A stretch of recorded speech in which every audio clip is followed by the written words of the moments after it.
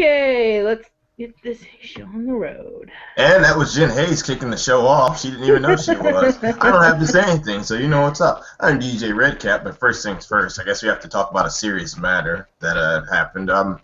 Would you want to talk about it, Jen, first? Since you got Just 1 second. Yep, just pull up the information for it so you can be right.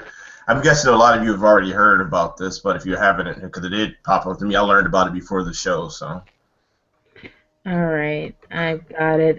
Yes, apparently news came out in the last hour that 3 of the NWSL players, Tiffany Weimer and Tori Huster of the Spirit, and Britt Extra, the Flash, they were at the Eckerstrom's home, and the house caught on fire, and these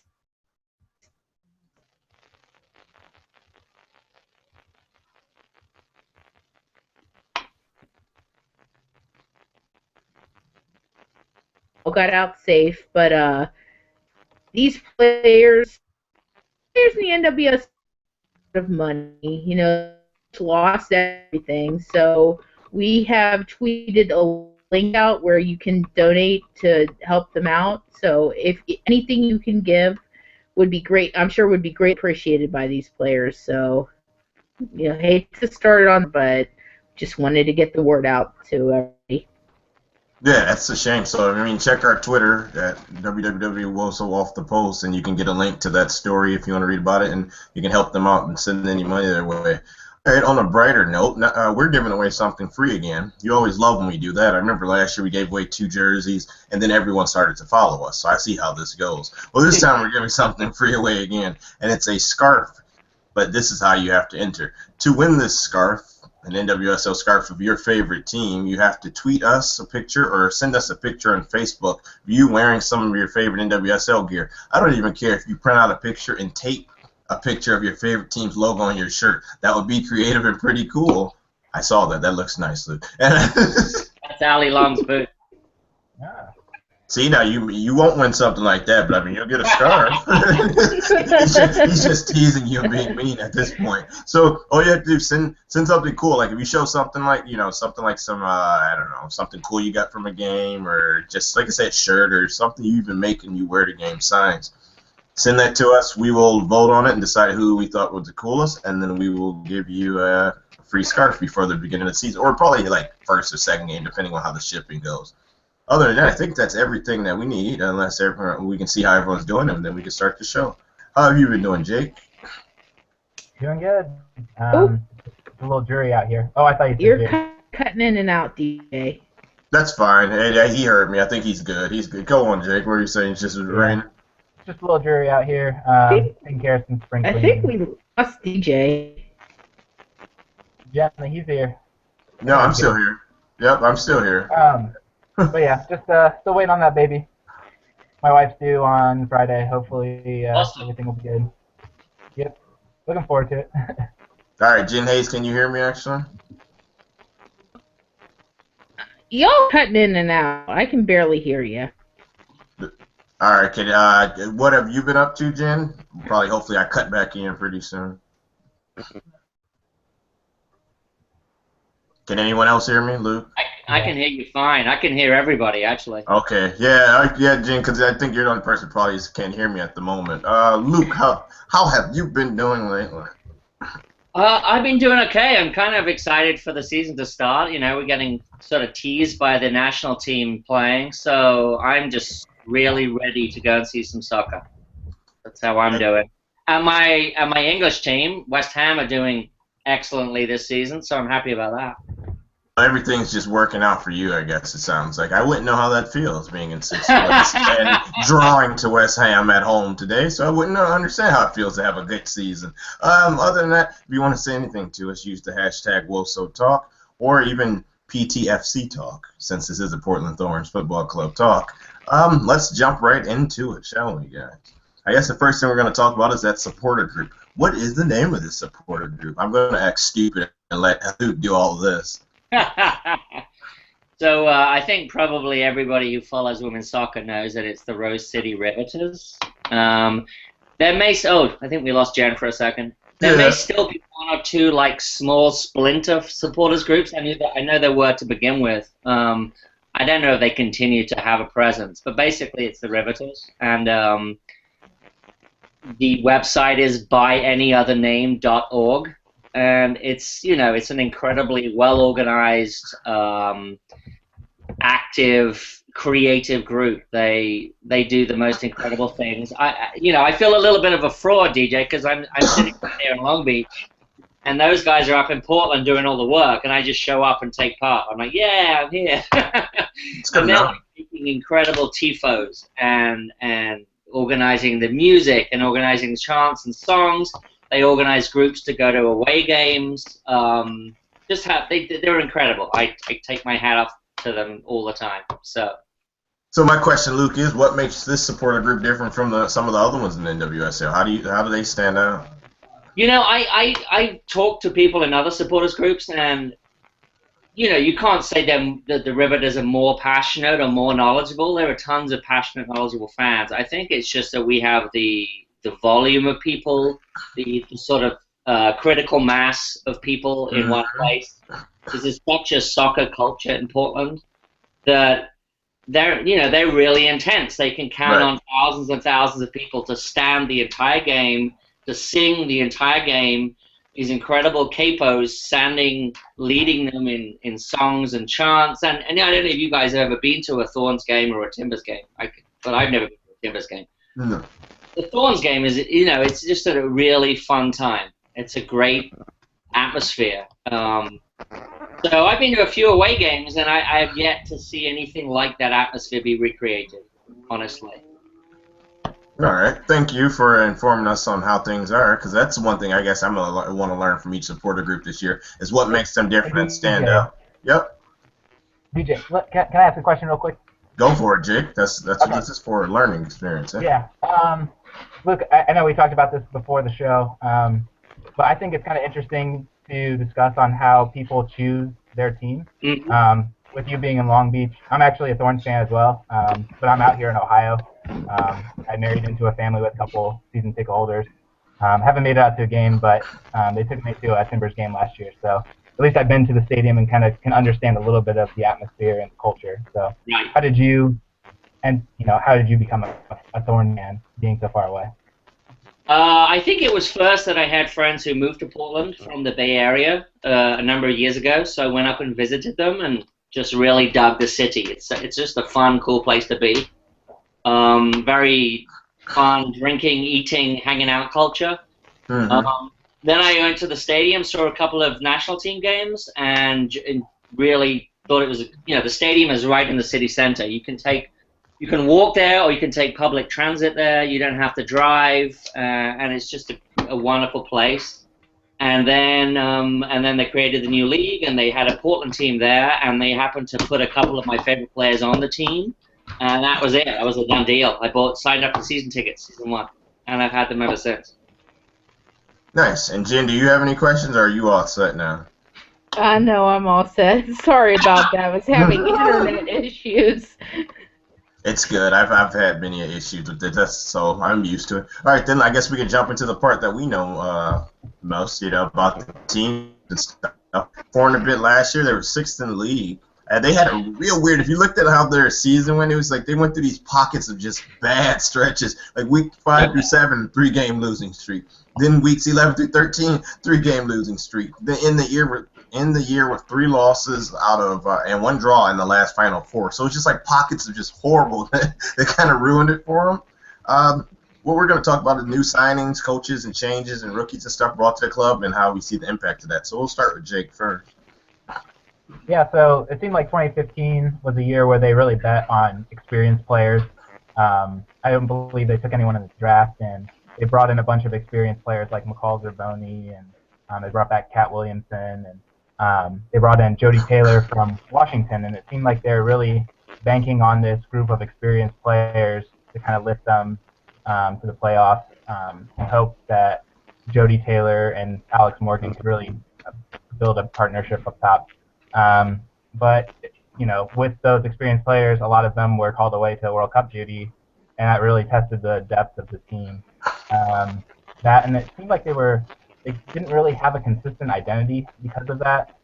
There were so many moving pieces. They were shifting between like a 3-5-2 formation, a 4-4-2 kind of midfield, 4-2-3-1. They brought some pieces in the middle of the season, and Sanderson and Polkinghorn, but they didn't really fix any of the real problems necessarily. Polkinghorn was brought in, and they still conceded 16 goals in 9 games. So it didn't really help plug the holes that they needed. So yeah, and that's something that you mentioned was the streakiness. That was something that I really took away from that 2015 season.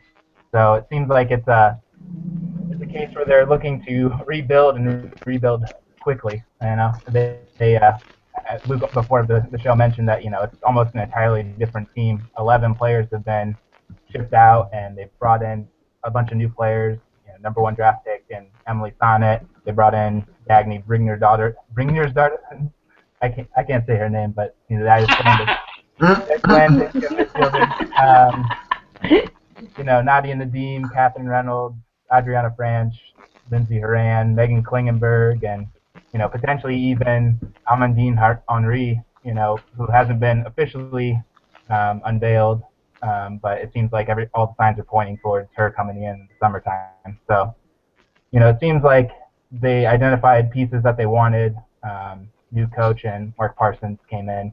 It really looks like they're trying to build to a system that he's comfortable with and getting those pieces right up front.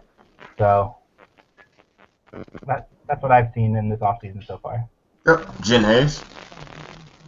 Well, I think we all knew things had to change because what they had obviously wasn't working very well. I think they're banking on veteran players last year in a year where half of the season was going to be lost to the World Cup was a gamble that kind of backfired. So things had to change from that perspective. I don't think anybody could have expected that much change. It's basically almost a completely new roster. A couple of pieces left from last season, but a lot of new faces come in. They basically stacked up. It's like we're not happy with 6th place. We're going to win the championship. We're going to shoot to win the championship. We're going to bring in this great player and this great player. But I like a lot of their signings. I'm not terribly fond of Dagny Brynjar's daughter, something from back in 2013, so kind of on her. She didn't really do well for Bayern Munich in the few months she was there. So she's a bit of a question mark, and how much they'll be disrupted by the Olympics is another question. But yeah, I like a lot of the things that they've done. Not too crazy about Mark Parsons. I don't think he was quite as good in Washington as he was credited for. So yeah, that's another question mark that I have. But overall, I think they did very well. And now, Luke, what do you see from this Portland side? Well, the huge question is going to be how are you going to get a new coach to fuse together all of these players that have just kind of been plucked from all these different places. You're gonna throw in maybe Henry as a defensive midfielder. You're gonna throw in I think 3 new Horan, Dagny, and Henry. 3 out of the 4 midfielders presumably going to be new. I don't know who the 2 strikers are up front, or even we were going to play 2 strikers up front. You got Nadim Sinclair still, who seems to maybe getting a bit of form back. You got Taylor still. We got, and then the other question, apart from how do you get all these players to play together on the same page, is you suddenly lose half of them for the Olympic Games or for the training camps preceding the Olympic Games, and then you have to shuffle in 6 reserves and then shuffle them out again. So that's not a recipe for team harmony, in my opinion. Especially players maybe like Ali Long, who happens to be one of my favorites, but is she going to be content sitting on the bench, which is maybe a distinct possibility if you're bringing in all these sort of mercenaries from other clubs and countries. does she sit on the bench happily for 10 games and then get brought in for the Olympics? So it's going to be kind of a juggling trick for Mark Parsons as far as I'm concerned to see whether it works out or not. Yeah, I love the names. The names are great. I think though that is going to be the major part. Like, I love the names. I guess that is the best way to look at it. It's like it's so many different pieces. So so it really is going to take a good coach to put them together. And is Parsons that coach? But some people are, it seems like a lot of people I've read aren't that high on Parsons to begin with. So you don't really know what he's going to do with all these pieces. I'm looking forward to, I guess, the rookie Emily Son more than anything. I think that's a pick that is going to. People are talking up to be. They say even if she doesn't reach the potential of Becky Sauerbrunn, I like how they throw that out there as like what you want to reach to be. It's pretty good, so that's high praise for her. And Nadia Nadine being a Sky Blue fan, I want to see where in the world does she fit in with this team with this log jam. But if you got Sinclair and then you have what's her face, Jodie Taylor, and then it's just like how are you going to play these pieces, especially when they come back, all this back and forth going. So I don't know. It's going to be real weird to see what he does with the team and how he sets up. But I think it's going to be a little bit of a struggle at times with all the interchanging. I can say that. Let's see, where are we at now? Quick question for Jen. Jen, you were talking about Dagny and that you weren't necessarily impressed by her. Do you know what position she's typically playing? For her college or for whoever she's playing for? She's an attacking midfielder.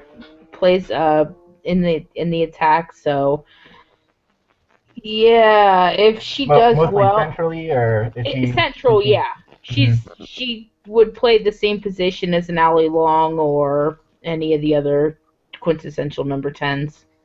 All right, thank you for that.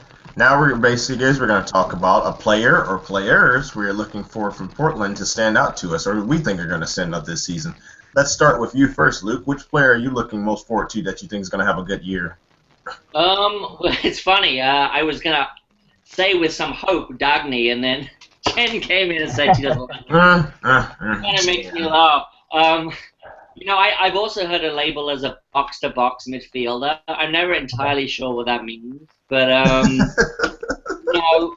if it means somebody who's going to be the engine in the middle of midfield and drive the team forward, I'm totally happy with that. Other than that, Sonnet, I love ball-playing defenders. I love defenders who look calm on the ball. Hopefully that's what they mean. Compare her to Brune. That's what I was thinking, hopefully. Yeah. And I've seen some highlight reels that looks kind of like that's the way they're gonna she plays. I also am wondering where they're going to play Klingenberg. It's funny, a few months ago, people were kind of down on her form, and then the last couple of games, she suddenly looked on fire again. So I heard some talk that Parsons was thinking of playing her in midfield rather than left back. Dear Lord. So I'm interested to see exactly how she slots in, and if she's not playing left back, who plays left back? We got rid of Steph Catley, so... again, I'd like to see something on the field rather than on paper in terms of how he's going to position all of these pieces, because I have no idea right now. Jim, what player do you think might have a pretty standout season for Portland? Do we have all day? Yeah. Bit of a somewhat homer pick. I know Betos is kind of loved by Portland fans, but I'm actually kind of hoping my former Flash girl, AD Franch, comes in and wins the job, because I think she has the potential to be better than Betos. So yeah, she's one I'm interested in. I'm not a fan of Allie Long at all, but I hope she does get a chance to prove herself, I mean, with all these big names, the outside thing is going to be, she's going to go to the bench. I do hope she does get a shot to say, hey, I do belong in this lineup, even with all these big names around me. So those are the two that I'm most interested in seeing. And Jake. Well, I'm going to go a little different direction here. I'm going to go with Lindsey Horan. Yep. You really saw her with the national team transition back into that deep-lying midfielder role who can burst forward and push forward with the attack. I think that Portland, Mark Parsons understands that that's where her future lies with the national team, and they're going to give her that role in their midfield and really give her the keys to the offense and see what she can do. She gets a high usage rate with the national team. She really connects things and is dynamic, and so I think they're going to look for her to really control that midfield and really stamp an identity on that midfield as well. A second person who I kind of think it might be a good pick as well is Fianna Dean. With Sky Blue, she was fantastic her first few games that 2014 season, and then she started 2015 a little dry, and then kind of turned it on once the World Cup was over and all the extra attacking pieces came back. So hopefully with this type of a team, she can really be someone who they could build a focal point around, and she can really be the driving force for the goals in Portland this upcoming season. And one last note, we've talked about so much change. The defense is going to have 4 new players, with the 1 goalkeeper and 3 new people on the back line. I'm really, as a defender, I'm really interested to see how that unit works together and see if they can stop leaking goals like they were last year. So. Well, you stole my pick, so thank you for nothing. But I'll say I had a different reason though why I was picking her in, because the fact that she had so many valuable years over at PSG and got to play, in Women's Champion League and all that good stuff, I think that her development will make her such a nice piece to just drop right into that team and watch her. She'll just take off. I think she'll be fine in this league. I just want to see how good she's going to be actually while playing for a club team. Because then that's national team. Some people say some days she has bad games, some days it's good, but you're playing against most of the time you should be playing against the best of each country's team. So maybe it's a little bit tougher sometimes. Like, well, she played against France and Germany, all those. You know what I'm saying? She played against tougher competition. Let's see how she plays against club competition, where some of the teams are, the talent will definitely not be anywhere near what she's probably seen already for the national team. So I think she's going to be a good one to watch. Nadim, I just want to see what they actually do with her, see if she can score a few goals. Maybe she's a super sub and does something for her. She finds a way to get in that starting lineup and pop in a few for the team. Klingenberg at midfield, I want to ask you about that, Luke. What do you think of that experiment? Yes? Are you for it, against it? I'm for it if we can find a left back who, fits into that position. I don't know, looking at the roster, who our alternate left back is at this point. I mean, Kendall Johnson, but I don't think she's fast enough. I want to really like her, but I don't think she's fast enough at this level. She's kind of creative, and she started off brightly last year, and then she kind of spotted out after a few games. So she was generally felt to be a bit of a disappointment. So yeah, I'm all for Kling in the midfield if we can find whoever it is to cover back. She's always going to want to go forward. So if you have her, the traditional number 3 position, she's going to be off down the line the whole game anyway. Mm-hmm. She could be an overlapping left back. That's fine too. She can run past Heath or whoever it is playing left wing. So to me, the what you label them as maybe doesn't matter so much as having all the pieces there. Right. Understand. Yep. Thanks for that. Now I guess this is the fun part, which I remember last year. Last year I got this right. When we were doing the predictions, I messed up on this, but I predicted FC Kansas City to win the championship, so I feel good about myself. I'm 1 for 1 to start off the post with predicting who's going to win the championship and the finals and stuff. So I did good. But now we're going to talk about where we think this team's going to land standing wise, and what do you think we can expect from them, I guess, for the rest of it. How do we expect their season to really end up? So we will start with you, Jake. Where do you see this team landing?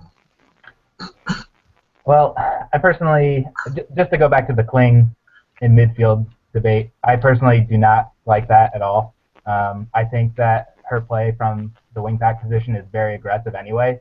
So, why would you want to really push her that much higher necessarily? I don't think that she's dynamic enough to really beat someone 1v1. I think that she builds well and really builds off the overload situation where she has numbers and they can combine and get her into space.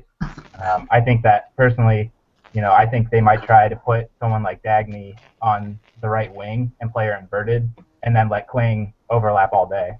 Mm. So, you know, I think that would be a good fit for her.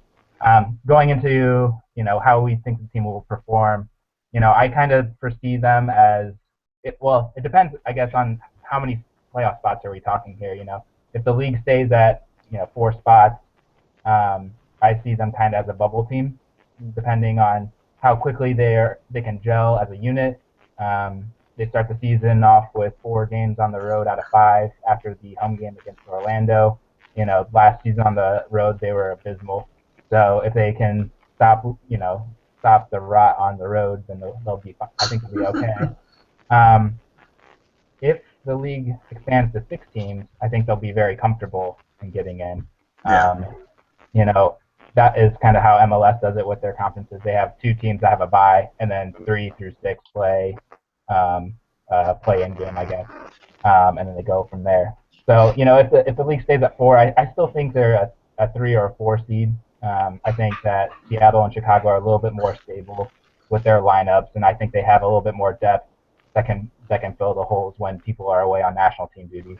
But I think Portland, especially if they get Amadine Henry, they can really fit that 4-2-3-1 formation with Haran and Henry in the 2 midfield spot, and then get some really dynamic attacking play from Ali Long and hopefully Dagny, and I'm not sure who else is would be the left wing, but that's Hogan. So,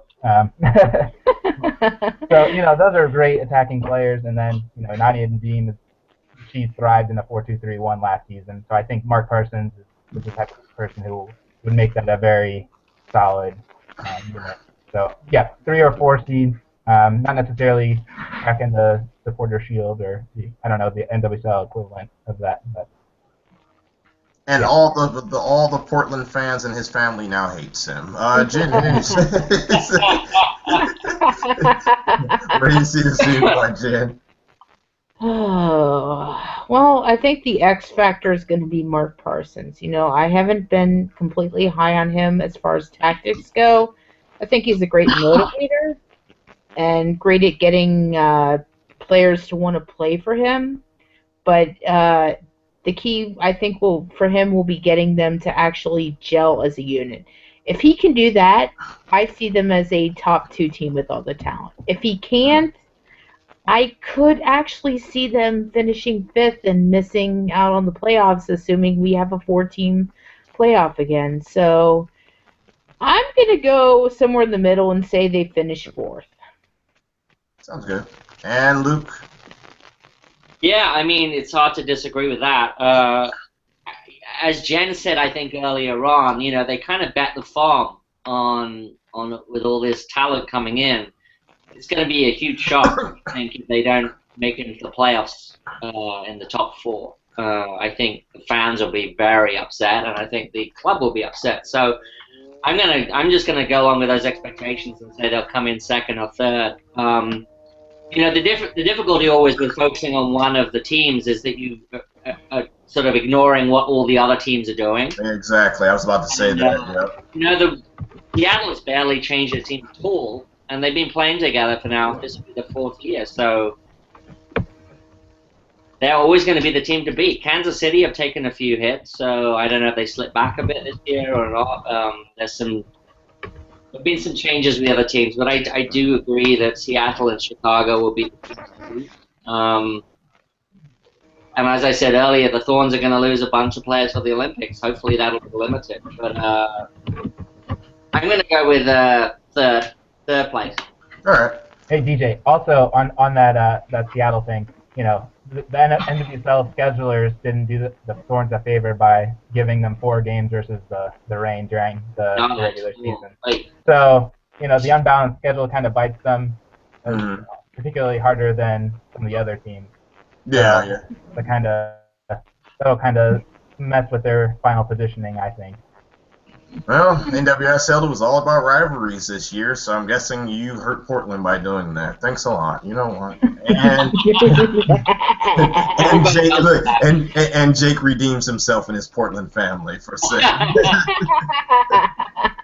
Actually, you guys said a lot of what I was going to say, too, because the thing is, we're going to do a season preview April 15th, so that's we actually I'll have all the information on every team. But looking at one team, it's kind of hard, but I see them kind of in that mucky middle, I call it, like 4th or 6th. It can go 3rd to 6th, really, with them. They're in that. I can't see them 2 or maybe 2 if they had a really good year, but I keep thinking the Olympics is going to really screw them up big time with all the major pieces they have. So I had them actually slotted in where I said I could see them actually make the playoffs. It wouldn't be a surprise. But if they made it to, they were in that 5th spot, it wouldn't be a surprise either. Just how the season can go with them. But it's so much talent that it would be a very disappointing season for them. But we've seen teams struggle before with talent and stuff like that. But and like I said, what really once I get to look at the other teams, I'll tell you later on all of my picks and my championship picks. But I think, like I said, this team should make the playoffs. For the most part, they should make the playoffs. So I think we all agree on that. But if they're 5th or even 6th, like I said, kind of like how they did last year, it'd be soft. But I mean, we wouldn't be like, oh my gosh, type of thing.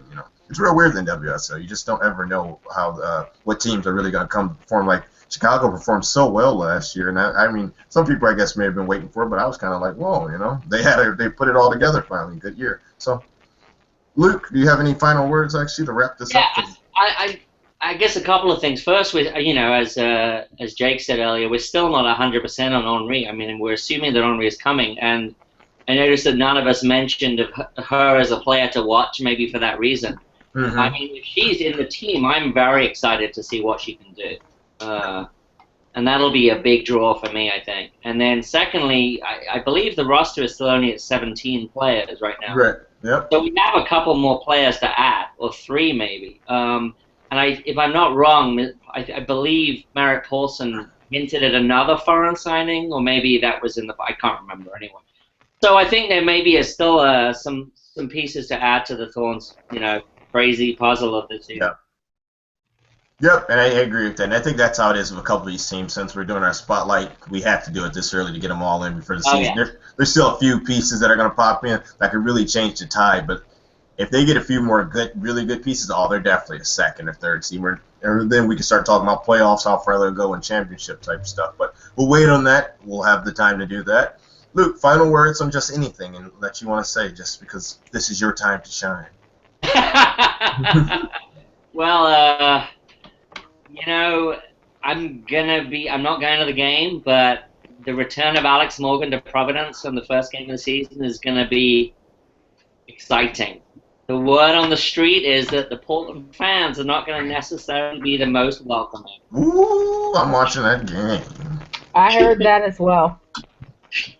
Well, guys, so the big game to watch then, right? Portland versus Orlando, right? Yeah. Oh my God, that was such a stupid thing to put that first. Thing for the Thorns. No. Let me explain. I think it's always a bad idea to have a massive game as a home opener. Let the home opener sell itself as, oh, this is the home opener, come out and see our team for the first time. That game should have been held when, it's the middle of the season, maybe interest is flagging a bit. I mean, I know Portland does well, but have that game in the middle of the season, drum up some people that might not go normally, Oh, I see what you're saying. Yeah. Okay, yeah. I totally agree with you. Yeah, because you're saying the home openers usually sell themselves no matter what anyway. Have this down the road when we have those games where you're like, I really don't want to go see these teams. Okay, yeah, I got that. I never thought of it. I agree, but I also think that it's good that they're playing them on the opening day at home because expansion teams are notoriously bad at performing well on their first day, especially on the road. So I think it'll be a good 3 points for the Thorns on opening day. He's redeeming himself so hard right now. Shredded their roster. He's over there just trying to redeem himself so hard right now, Jake. All right, guys, I'm about to wrap it up now. Sorry, one last thing. There's actually a preseason tournament. March 27th through April 2nd. They're actually playing Seattle, Oregon State, and Houston. The Seattle and Houston games will be streamed on the website for the Thorns. Well, obviously, I want to see Oregon State. That's what I'm looking forward to. Oregon State. Who is Seattle and who is Houston? Whatever. But those will be really good indicators on how the team's going to set up for the upcoming season and see kind of what they've got chemistry-wise going into 2016. So I think it'll be a really good thing to tune in for and kind of get a good sense of who these new players are, how they fit into the system, and how we can anticipate they'll play right off the bat. So. All right, cool. Yeah, I actually remember reading about that. I forgot to mention it myself, though, but I thought it was cool to see that little preseason tourney. All right, guys, this is another episode of Off the Post. I'm your host, DJ Redcap. Look out for that contest. That's the main thing. We want to see people actually participate in contests because I hate having to pick between two people and then I say, well, both of you get a prize. Even though that's cool and easy, I'd prefer a real contest this year other than, oh, Alex Morgan jersey. We all want that, so we'll participate. Everything else, free tickets to Chicago game, oh, only a few people want that. So real people, real contests, free stuff. Everyone, let's people in this episode on that. And no one's waving? Nope. There you go. There goes one wave, there goes two, and there goes a thumbs up. How dare you change stuff. See you guys.